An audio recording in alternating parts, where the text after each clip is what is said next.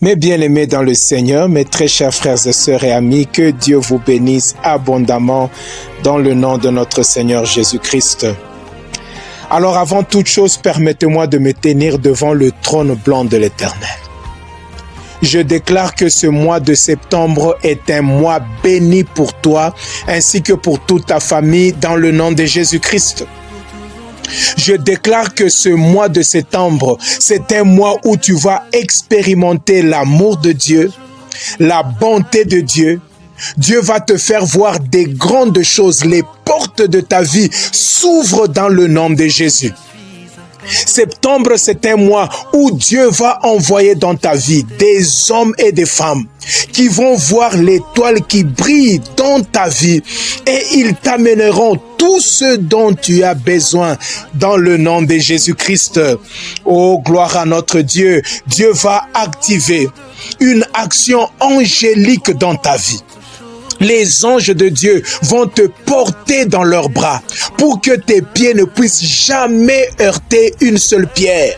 Que Dieu puisse te protéger, toi ainsi que toute ta famille, dans ce mois de septembre. Bien-aimé, que toutes les bénédictions, toutes les prières que tu as adressées à Dieu depuis le mois de janvier, que tu n'as pas encore vu l'accomplissement, je déclare que pour ce mois de septembre, que Dieu puisse te donner l'accomplissement de toutes ces choses-là, ainsi que de toutes tes prières, au nom de Jésus. Avec action de grâce, ainsi nous avons prié. Nous disons Amen, Amen.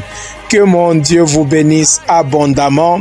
Je vous accueille, vous tous membres de ce ministère Kingdom Messages, dans ce mois de septembre. Que mon Dieu vous bénisse abondamment. Alors regardez ceci. Pendant que j'étais en train de méditer cet après-midi, ou soit hier après-midi, je sentis le Saint-Esprit me dire que ce mois-ci, ce mois de septembre, c'est notre mois de la délivrance. Gloire à notre Dieu. Est-ce que quelqu'un peut me donner un bon amen? Le mois de septembre, pour nous, le Saint-Esprit l'a donné à chacun d'entre nous comme le mois de la délivrance. Une délivrance qui sera suivie de la discipline, mes amis. Pourquoi cela? Parce que très souvent, les gens obtiennent leur délivrance, mais ils la perdent tout de suite, tout simplement parce qu'ils n'associent pas cette délivrance-là à une discipline personnelle. Est-ce que vous me suivez? Est-ce que nous sommes ensemble? La Bible déclare dans Matthieu 12, de 43 à 45, le 43e verset jusqu'au 45e verset, la Bible dit ceci, écoutez. Lorsque l'esprit impur est sorti d'un homme, ça c'est Jésus-Christ qui parle, il dit, il va dans les lieux arides, cherchant du repos, et il n'en trouve pas. Vous voyez, là Jésus-Christ est en train de parler de l'œuvre de la délivrance. Une personne a été délivrée, l'esprit impur a été chassé, il part dans les lieux arides, mais il ne trouve pas de repos là-bas. La Bible dit, alors il dit, cet esprit va dire, je rentrerai dans ma maison d'où je suis sorti. Et quand il arrive, Jésus-Christ dit, il trouve cette maison-là, il trouve ce corps-là, il trouve cet esprit-là, premièrement vide, balayé et orné. Écoutez maintenant le 45e verset, la Bible dit, il s'en va, il n'entre pas directement, mais il s'en va, il prend avec lui cet autre esprit, plus méchant que lui. Est-ce que vous me suivez? Alors il rentre dans la maison, ils s'y établissent, lui ainsi que les autres, cet esprit plus méchant que lui. Et la Bible déclare, et la dernière condition de cet homme est pire que la première. Mes amis, il en sera de même pour cette génération méchante. Il en sera de même. Cette génération ici, Il y a des hommes et des femmes qui ont reçu la délivrance par la prophétie, par l'intercession, par la prière, par l'imposition de mains, même par l'action de l'huile du Saint-Esprit. Mais la Bible dit que très souvent, les gens là perdent leur délivrance parce que lorsqu'ils ont été délivrés, ils ont laissé leur corps, leur esprit vide. Oui, mes amis, parce que le mot qui a vraiment attiré mon attention dans ce texte, c'est le mot vide. Bien que la personne a été délivrée, mais la personne est restée vide. Il ne s'est pas discipliné pour se remplir de l'Esprit de Dieu, de la parole de Dieu, de changer son caractère, de changer ses attitudes, ses comportements. Dieu t'a délivré, c'est bien. Mais tu continues encore à fréquenter les mêmes amis là qui t'amenaient dans les bars, qui te poussaient à fumer, qui te poussait à boire et qui t'amenait dans la prostitution. Mais tu vas perdre ta délivrance, mon ami. Alléluia. La Bible dit que cet esprit ou ce corps-là était vide. C'est ainsi que les autres esprits plus méchants que lui s'étaient dit, allons avec toi, nous allons posséder ce corps-là d'où tu as été chassé. Mon Dieu, je prie que ceci ne soit jamais ta portion, que tu puisses maintenir ta délivrance au nom de Jésus par une forte discipline personnelle. Et un des moyens de se discipliner, c'est de toujours et de rester un homme et une femme de prière.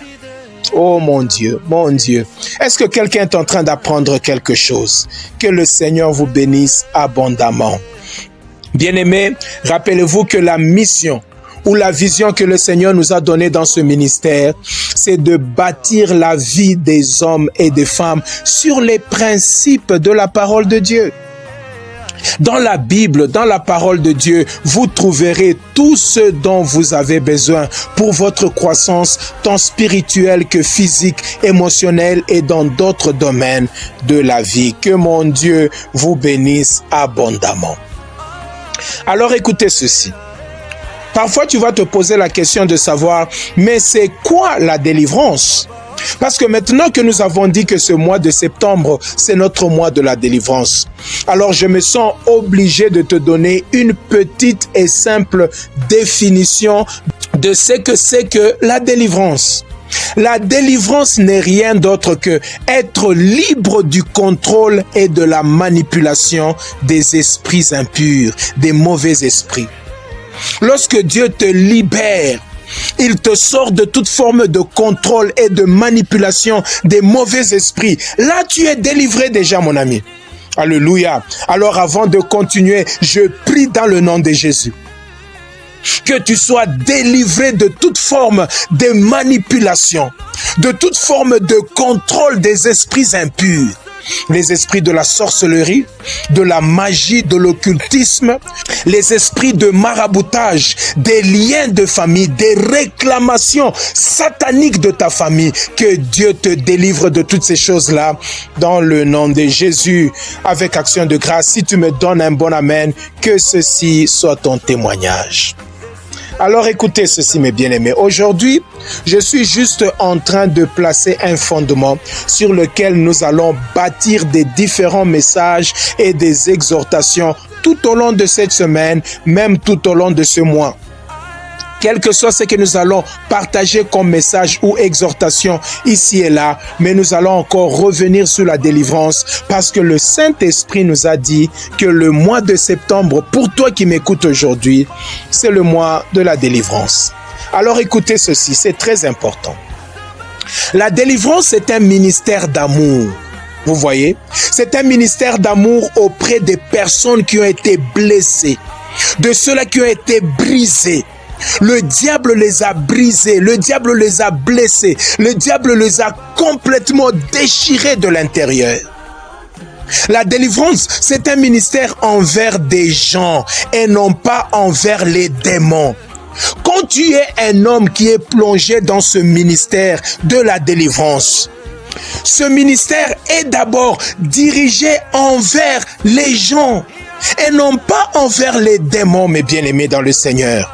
Alléluia. Et ce ministère devrait être fonctionnel dans chaque église, dans chaque ministère chrétien et faire partir des départements les plus importants intégrés de l'église.